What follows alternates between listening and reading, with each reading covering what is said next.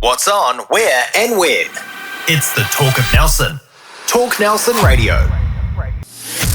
The Mako Rugby Roundup. You're the Mako Rugby Roundup, coming to you from O'Shedigan's Bar on Bridge Street. Thanks to Sean Davis for coming on board. Our special guest today is Lyndon Bray, CEO of the Tasman Rugby Union. It's great to have you with us, getting ready for the 2023 season. So first of all, how did you spend your summer? Well, I actually spent it locally. So stuck around Nelson. It was a pretty challenging year last year in several ways. We not only in the sense of the Mako, the fact that at times last year we were running out our third 15, coping with an inordinate amount of injuries, which when you went over we get the beauty of what's called a replacement player fund, which most people probably don't realise exists, where there's a pot of money that allows us to compensate against our salary cap for replacing players who are injured.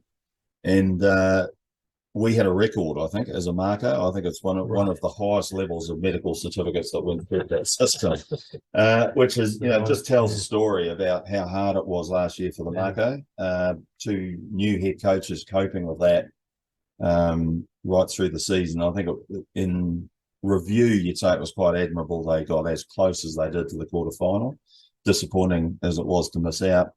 But also just from a whole commercial financial perspective, and I'm sure my business guy sitting at this table would understand exactly the challenges coming out of COVID.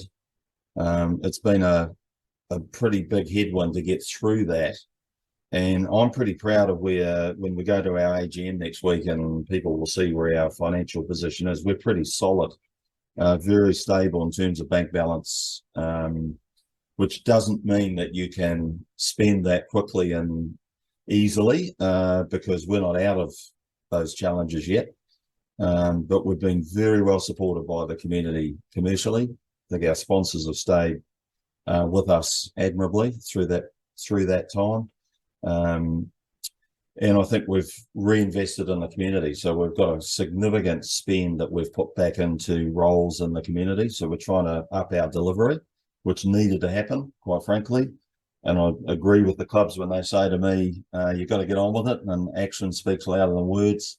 So, 4 new people working in that community space across the female game, development of player development and coach education. And we're now looking at a proposed new role in Marlborough as a sort of general manager of Marlborough Rugby to support the clubs throughout Blenheim, and how do we create greater funding and potentially player recruitment into Blenheim. So it's, for me, it's a pretty exciting time, even though it was a challenging year. So long story short, I played a lot of piano, I read a lot of books, and I played a lot of golf. Oh, good. I was going to say, was there a break in there anywhere? Oh, that's good. Oh, it's good to take in the region. And sounds like a very busy start to 2023. Yeah, you've touched on the work you're doing in the community space, and I guess for our viewers, that's an important part of what the TRU does right at this point in time. Community rugby up and running. So, what have you been your big areas of focus in the last 3 months? Well, we've got 5 key planks, if you like, in our strategy around community. So you got club sustainability is huge for us. And I talk about the fact that clubs need to be well governed, and need to be well led, and they need to operate efficiently. We're working on club capability, really, and that's to make our club sustainable over the next 5 to 10 years. And there's I think, a pretty realistic picture that if all you do is deliver 15-a-side rugby within your club, and you keep doing what you did over the last 10 years, then your club's at dire risk of not surviving the next decade. And you need to be part of your community. You need to have a community hub as part of your rugby club. We're lucky. I think we've got a lot of clubs who've got really good facilities. They're well set in their community. And we've got to build that, and we've got to make sure clubs have got funding mechanisms and revenue streams that are different to just rugby membership. And I think that's a real challenge for clubs to get their head around that and understand how do they operate in their community in a way that's beyond rugby. But that's part of our our drive for the future. Protecting our 15-a-side game is a key one. So we understand we've got to reimagine the game to a large extent. We've got to have different offerings. Ripper Rugby at an adult level is a great example in Nelson this year that the clubs are implementing, which I think is really cool. And it's a way of bringing men and women into the club, particularly where their kids play rugby, and then have adults playing a different version, which doesn't have any contact would be great. Partnering with Touch Rugby to get Touch Rugby on the rugby fields and rugby clubs. How do you use your facilities for the community that attracts income? But that 15-a-side piece, getting players from school through back to clubs. We've got an under-14 trial this year where the Nelson clubs are retaining their players from under-13 to under-14. We've got the support of most of our schools. I'm not going to say all, but most have supported it. And I think that's a really interesting initiative to see if we can attract more players remaining on a continuum with their club. Because we have up to 70% drop off from 13 to 19. So, and obviously growing the female space, how do we do that? So we've employed a full-time female manager, Estelle Urin, who was an ex-Canterbury player, now has worked in Nelson. So we've been lucky enough to get her in, and she's building a strategy for under-15s, under-18, senior women, and how do you grow and build that space so that can be enduring. And then lastly, that whole age grade topic is one big strategy. So we've got Quinton McDonald working in Marlborough, a great profile as a Mako. Got some great feedback already around what he's doing with junior kids, male and female, ripper tournaments, going into schools and creating coaching clinics, and that's really exciting. Yeah, wow. Geez, it's a big piece of work, isn't it? Yeah. You touched on it before there, Lyndon. From a financials perspective, how's the TRU looking in comparisons to previous years? Well, oddly enough, we actually have more money in the bank than we have had for probably the past 3 or 4 years. So you've really got to go back to pre-COVID for when we had as strong a cash reserves as what we got now. Now, that was obviously helped by the Silver Lake deal. Yep. So part of the operating income for last year was $1 million. Now, that has a significant impact, obviously, on your revenue line. However, although we ran at a significant loss to our budget last year, we will net a pretty reasonable surplus, and we've used that, I think, very wisely. So we put the $1 million away in a term deposit quite deliberately. Yep. We've used our reserves to continue to work our normal operating income. So we're up over $3 million in the bank, and I think we're one of only 4 unions in the country that are anywhere near that figure. Obviously, Auckland, Canterbury, way above us, but that's for obvious reasons in terms of their size and the fact that they benefit from Test rugby, which we don't.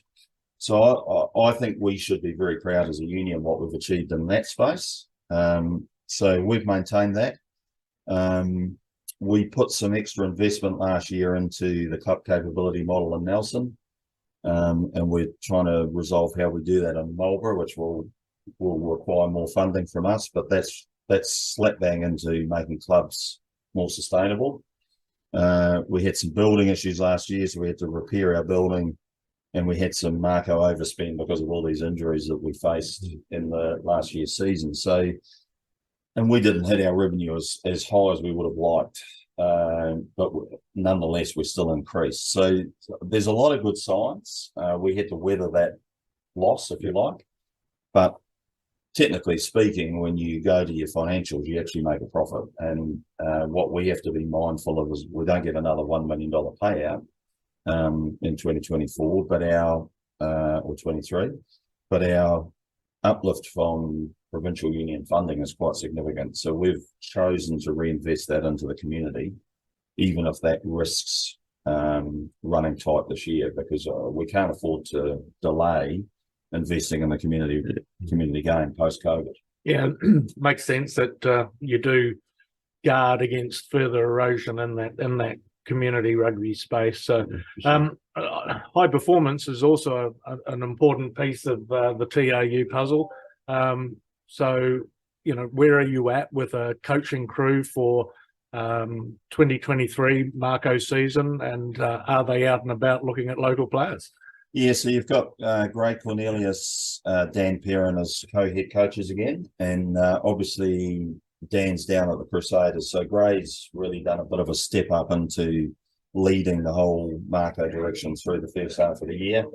He'll get his mate Dan back when we start the season. And then you've got Hoani McDonald, who's based in Marlborough. Ex-Highlanders, went across to Japan, and he was with us last year. So they're the three primary coaches. We'll try to support them with some other coaching resources as we head into the season. But they're the three that will primarily take the task on.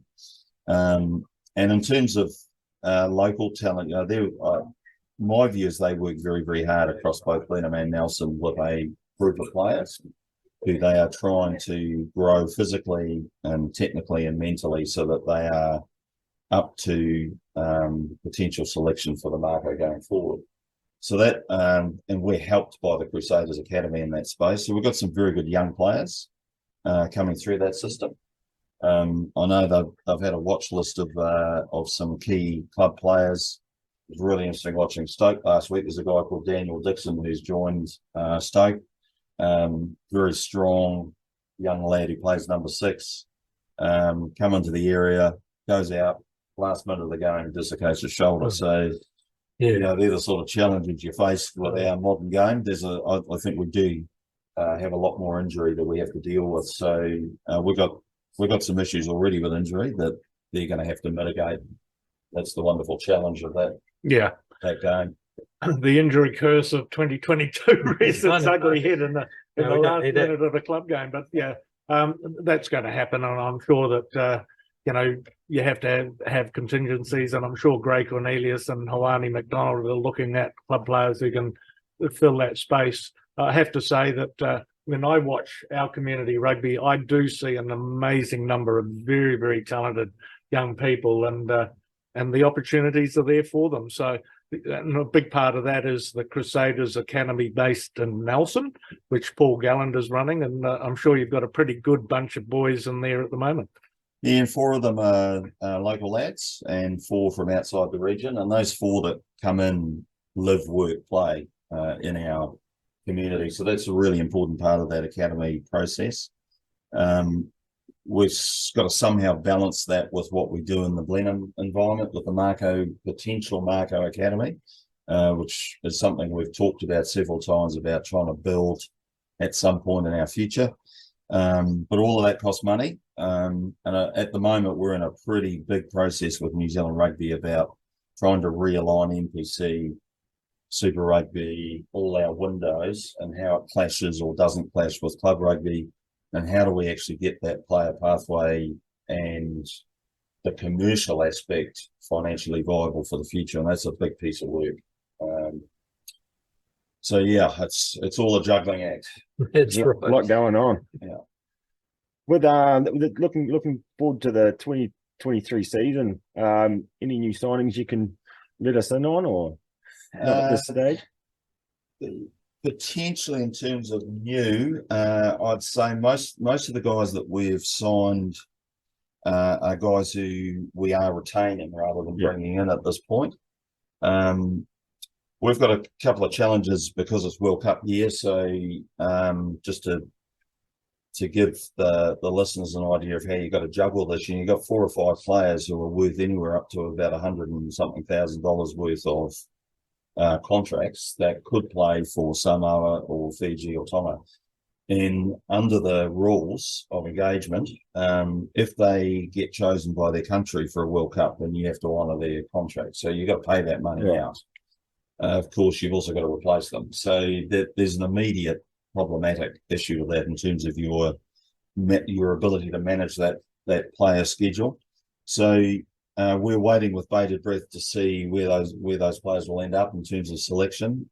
Also, they have a choice. They either commit to New Zealand because they have the ambition or desire to play for the All Blacks down the track, commit to a Super Rugby franchise in this country, which would mean they would turn their back on that offer and stay with the Mako and stay with New Zealand Rugby. So that's what the player has to decide, and then their choices will impact our schedule and who we have to bring in. So that some of what we are looking at, we can't do till later in the season. Yeah, but by my count, that could be up to 13 players. If you look at the 8 current All Blacks, the 4 current Samoa players, and Levi Amua, who seems to be up in a state of he's got so many options that it'll be very interesting to see where he ends up. So, would you say though that because of that, that's 13 players out of currently contracted players? Yeah, there is a big opportunity for local players to get Mako games this year. Oh, absolutely, and you know, where I see it working for a group of local players is what we call a development contract, where you bring them in, they train with the team, and they get the opportunity to get out on the field. And we do this with whether they come from the outside or from our own region, but particularly younger players. So it gives them an opportunity to sign up, train, and prove their mettle, if you like, at that next level. And I think that the challenge for a club player is that playing Marist versus Kahurangi is one thing. Turning out for the Mako and coming up against Auckland is a whole different kettle of fish, right? So there's a really major component around their athleticism and their ability to take on that physical challenge, let alone the technical and mental challenge. You know, it's really interesting when you just step through different games. I watched the women's game at Trafalgar Park, then you go and watch the men's game at Stoke, and the sheer pace of that ball disappearing from a breakdown onto the next phase of play is 10 times faster, right? Well, that's exactly what the boys find when they step up and they play Auckland. So they lose all their time and space. So it's how do you get club players able to feel that and understand that and get a taste of that rugby as well as their club rugby, so that they understand what needs, what requirements they have to put in place. So that's why academies are critical, because the academies basically work young guys' bodies to the point where they're physically up for that level of rugby. Fantastic. Mitch Hunt? Yeah, well, he's a really key player for us. Yeah. So fingers crossed he gets through the whole Super Rugby campaign and he's fit and ready to go. And it's great to see him back on the field. Really is. And I know he's got great ambition to finish his career on a real high. So you wish that for him. And you know, he would be a really key leader in our campaign this year. We missed him dearly last year. Pari Parkinson's the same. You want him as he's your cornerstone of your forward pack. A guy like Ryan Coxon, who has really stood up in the last couple of years, but had really unfortunate injuries at critical times of the year. You know, he's got an opportunity to be there all season and lead the way there. Luca Inch is another one. He's gone through surgery. Very hopeful that he'll be in a fully fit position to play a pivotal role. Our midfield, you know, will we get Levi Miller back? You know, there is a chance we will. He's in incredible form. Alex Nankivell, you know, if the All Blacks hold him as a World Cup replacement, then he'll play for the Mako. So otherwise he's off overseas. So again, we don't know the answer to those things yet, but those type of players in key positions just make such a difference. Loving the development of Noah Hotham down at the Crusaders. You know, he's a key number 9 for us, but equally on loving what Louis Chapman did last year as a local lad at 9. Seeing him again last week, managing the Kahurangi team, he's really growing. And he's a good example of a local talent who's made his way as a key Mako. Great. Well, Lyndon, look, absolute pleasure having you back on the show and setting us up for a very exciting 2023 season and campaign, and of course a World Cup year as well. So it's going to be a huge year for rugby, and really appreciate your time. And we hope to have you back in the not too distant future. Anytime. The Mako Rugby Roundup. What's on, where and when. It's the Talk of Nelson. Talk Nelson Radio.